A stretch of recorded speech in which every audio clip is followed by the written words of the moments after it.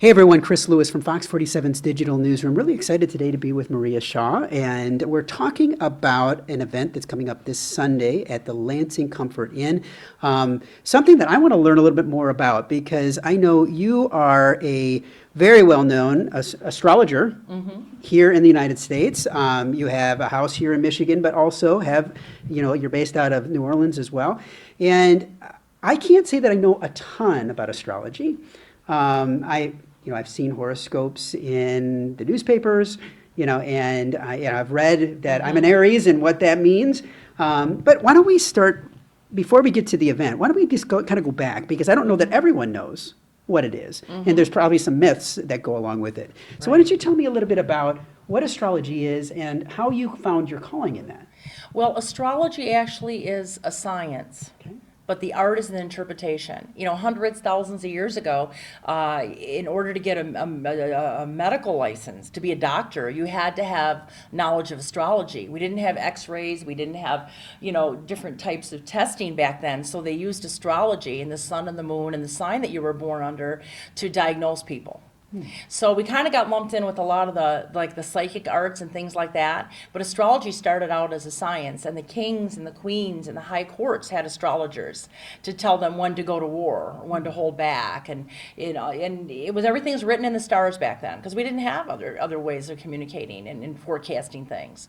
So nowadays, astrologers are kind of part of the metaphysical arts, and we basically take a person's birth date, the time that they were born, and the city they were born in. We comprise a chart. Now we can do everything on computers.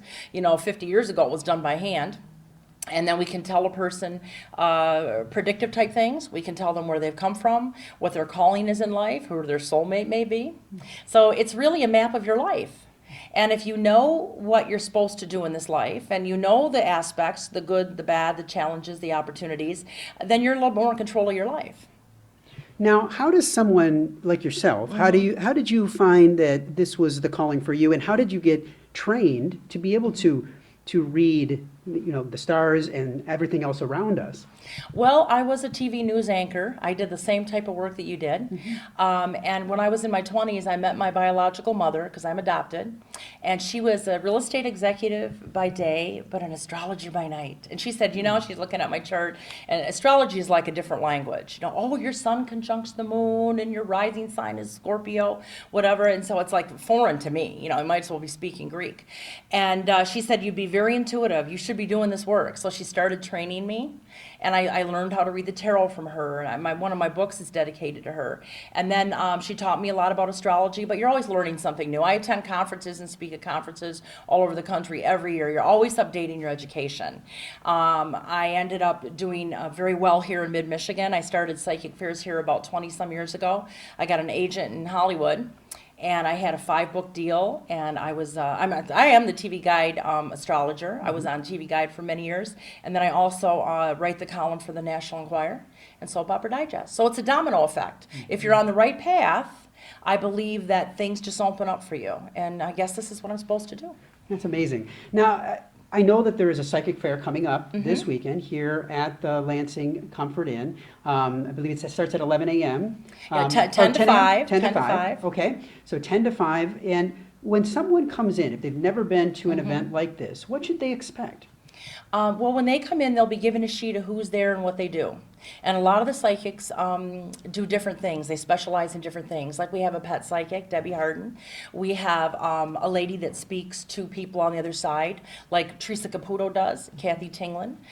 We have Tisha that's going to be here. We have a lady that is celebrating her 75th birthday that's been reading for almost 60 years, Miss Betty. She'll do palmistry. So it depends on what type of reading you want. You just come in, Harold, too, from Flint, Michigan, he's coming in. We have so many wonderful people. We have about 10 or 11 to choose from.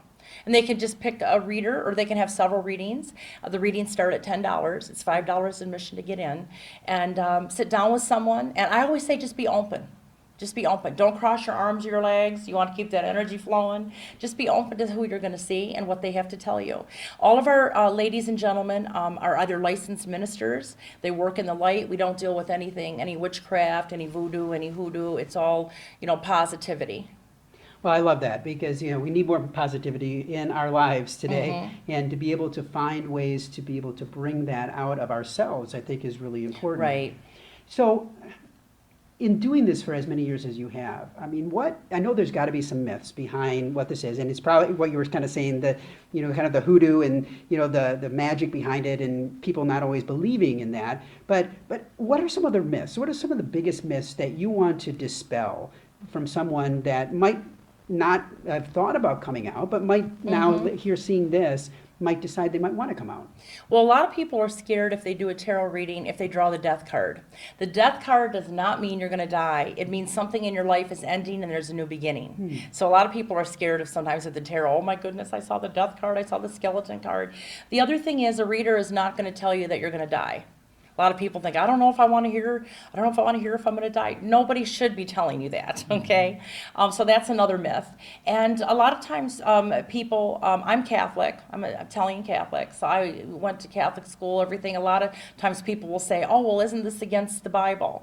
I believe that God gave us all a gift. And if we use it for our highest good to help mankind, then it's being used in the right way. Now, there are people out there that are negative and they're scam artists, so I can understand why people would be skeptical, especially if they don't know you personally or not a referral. But the best thing I can tell people is it's good to be skeptical, but not cynical. So come in, try it. I think you'll be very, very surprised and pleased. So it sounds like you've worked with the people that are coming here for many years. I mean, you said you've been doing these fairs for many years.